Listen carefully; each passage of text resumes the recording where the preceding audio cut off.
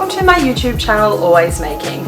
My name is Johan and I'm all about sharing affordable and sustainable DIY and upcycling projects for your home and life. If you haven't already subscribed, make sure you do, because I would hate for you to miss an episode. For this episode, I head over to Jemma's house where I help her build a table from scratch for her entryway using pool noodles I found at a charity shop for a steal. I know that sounds really weird, so I guess you'll have to watch the episode to see how it all came together.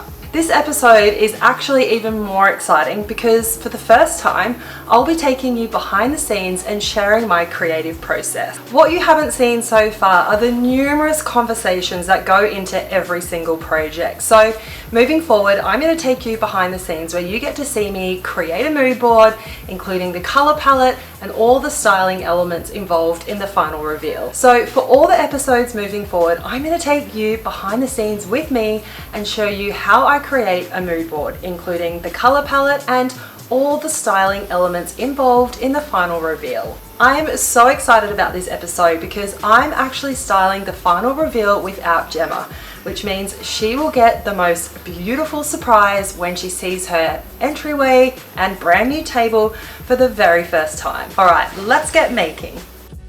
When you walk through the front door at Jemma and Jared's house, you're met by a rather large empty space that needs a table to create a more impactful moment for when their friends and family come over.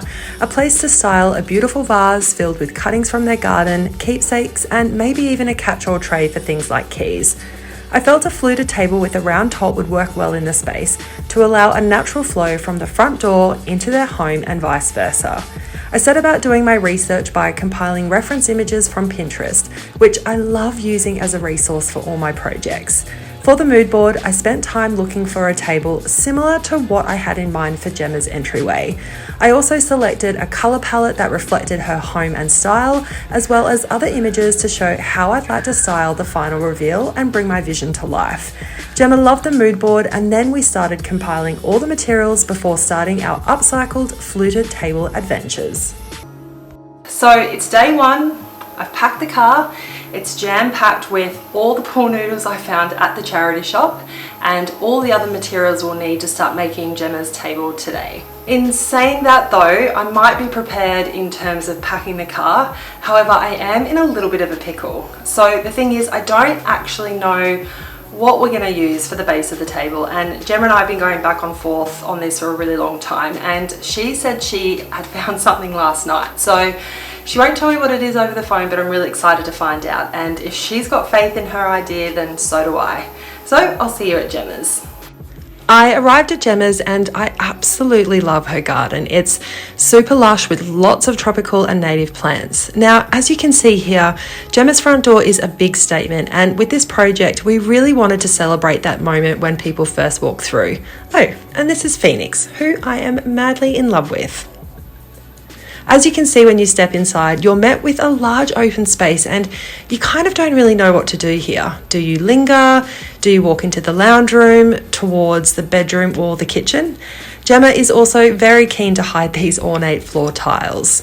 Look, this space really needs an entry table to create a warm welcome, a place for a vase, some keepsakes, and a catch-all tray for keys, mail and phones, even bags. So my vision for the table was to have a round top, and for this we had a large panel of MDF, and to make the circle we used a measuring tape and the good old string and pen method.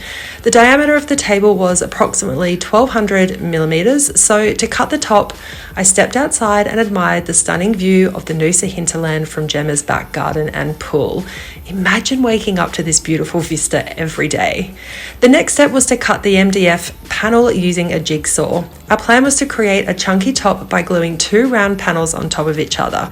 Knowing people would be walking past the table a lot, I decided to use a router to soften the edges. I had only used this a handful of times and I was so nervous because this table was for Jemma and her family and I really didn't want to make a mistake. But after seeing the first panel completed, we decided to use one instead of two. I knew the fluted base was going to be quite chunky and I wanted to create balance with a slimline top, so I was happy with this last minute decision and so was Jemma. After this, Jemma finally showed me her idea for the base, an old laundry basket they used to take out on their boat. They'd throw the wet towels into it, which they'd bring home after a day on the water. I thought this idea was absolutely genius, and I was excited to see how we could make it work. Except it wasn't tall enough, so we grabbed some timber from Jared's tool shed, which we cut, glued together, and then I drilled some pilot holes into the basket so we could screw it into the timber. I hope this all makes sense as you watch this step unfold. You're right-handed, aren't you? Yeah. Yeah, that'll be easier for you. Okay. So lift from the table. Yep. We need to hold it, or is it going to stay? It'll stay. Because you've got good glue. Keep it there. Yeah, so that did not stay, but that is totally okay. We simply applied more glue and stood the table up. We used a really strong construction adhesive, so all it needed to do was dry it over the next 24 hours. I should also mention that this table is not a high-use table. It's not for sitting on or dining at. It's simply a console table, a place to put some things on top of. So I spent a lot of time thinking about how I could come up with a cost-effective solution to creating a fluted base, and when I saw a box of pool noodles at a charity shop for $5, I grabbed them straight away because I knew they would be perfect for this project. They usually cost around $2 each, so it was a huge saving and I was so happy when I found them. Now, this is where we made a big mistake, and I bet you didn't think you'd be hearing that in this episode. But this is what making and upcycling is all about. There are just so many challenges and roadblocks along the way, and many mistakes to be had and learned from. I wasn't sure if we were going to have enough pool noodles, so for some reason I thought it would be a really smart idea to cut them down the middle. But then I realised that one side had lettering indented into the foam, so we couldn't use that side anyway. So yeah, it ended up being a big headache as we tried to glue them evenly around the base. So if you do recreate this upcycle at home, and I really hope you do not slice the pool noodles down the middle. You can cut them in half, but just not down the middle. Because we used a fast grab construction adhesive, the pool noodles were set into place quickly, which allowed us to apply the first coat of paint. There is a lot of natural light coming in from the windows surrounding the front door, but as the rest of the space is surrounded by two walls leading into their informal lounge room, kitchen and bedrooms, I knew we needed to add some lightness and brightness into the space. So we decided to paint the fluted table using Dulux Lexicon Quarter, which is also one of my favourite white paints. It's a really reliable white. It's not cool, it's not warm, it's that perfect white we all dream of.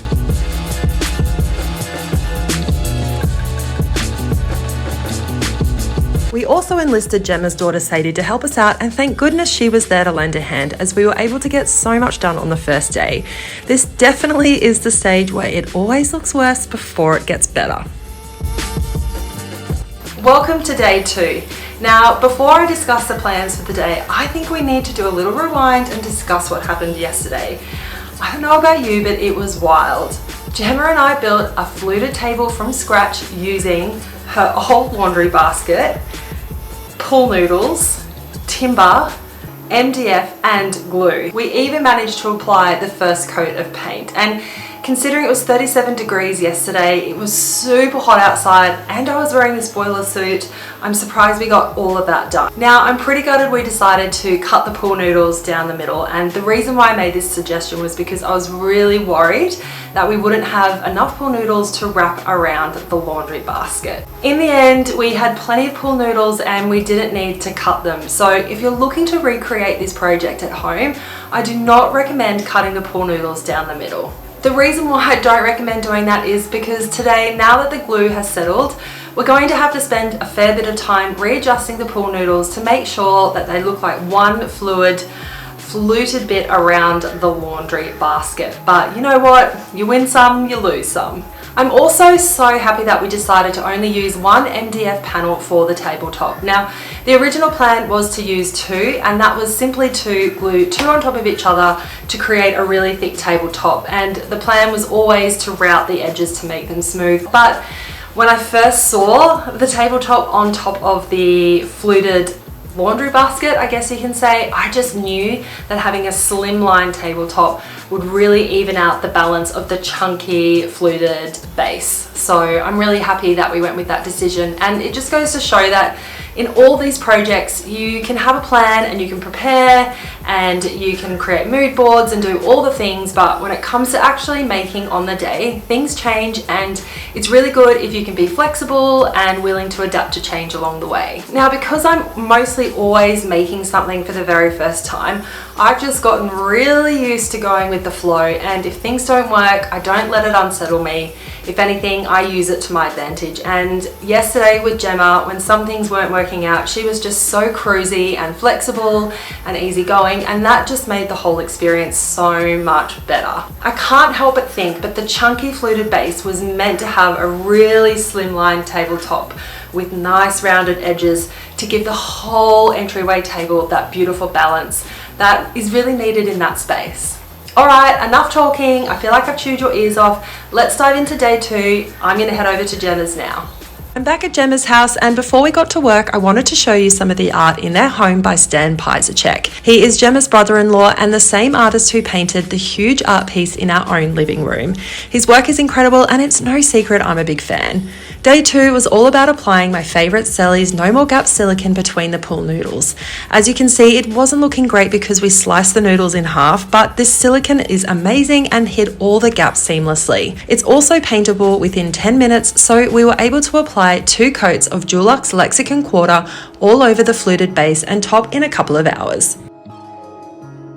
So it is day 3 and I am so excited. Reveal day for me is always the absolute best. So I'm just sitting in the car outside my house and I've just gathered my things. I'm going to head over to Jemma's. She lives about 20 minutes away from me, and I might even go get us a coffee on the way. And basically what I'm going to do is style the table so it looks absolutely beautiful and then show Jemma the final reveal. So I'll see you at Jemma's.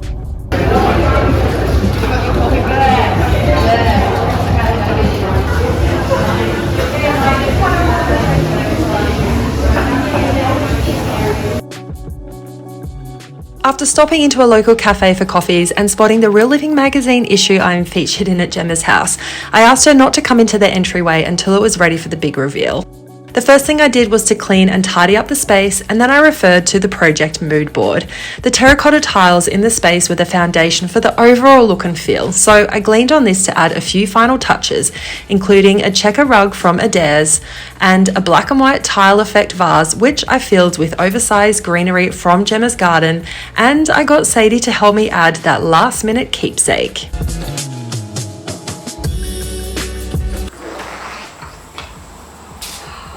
No way! You did good! It's amazing! Girlfriend, we did good. We did good. We did good. I don't know if I did much. I love it! It looks so good. I can't believe how much better the space looks. It's amazing.